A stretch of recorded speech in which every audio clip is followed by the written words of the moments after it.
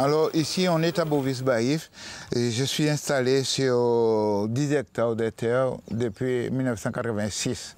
Et là, on a fait l'acquisition 2 années après. Un terrain qui était en friche et on a voulu faire plein de choses ici. Malheureusement, quand on a commencé le maraîchage, on s'est rendu compte qu'il y avait plein de problèmes de chlordécone. Et finalement, le maraîchage, on a coupé pour planter que des arbres fruitiers, des limes. Aujourd'hui, et depuis 3 années, on a découvert qu'on a des problèmes de citrus greening. C'est des larves.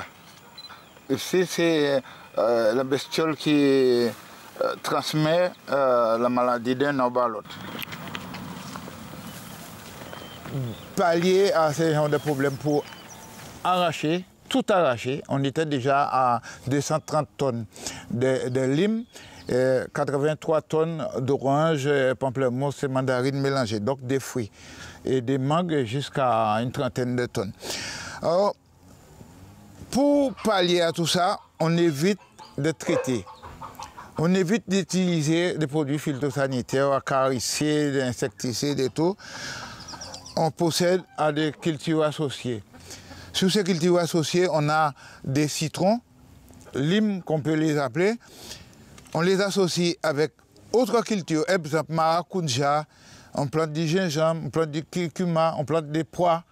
Alors tout ça, ça fait un qui protège l'autre.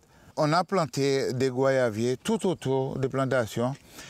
Ces goyaviers-là, ils protègent les prédateurs et ça favorise la multiplication. Et ces prédateurs-là, ils vont dans le champ pour faire un travail de destruction d'insectes.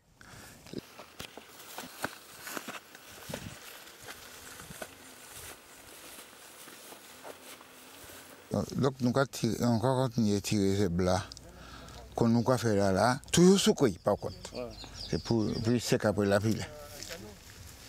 La pile n'a pas fait repousser encore. Mais quand il a commencé à venir belle. Oui, il a commencé à tomber.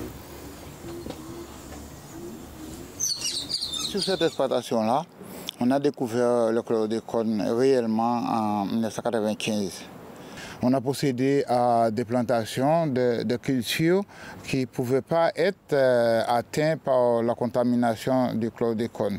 On procède à des plantations de cultures telles que les mangues, les haricots, les maracujas, les adors, et tout ce qui est pois.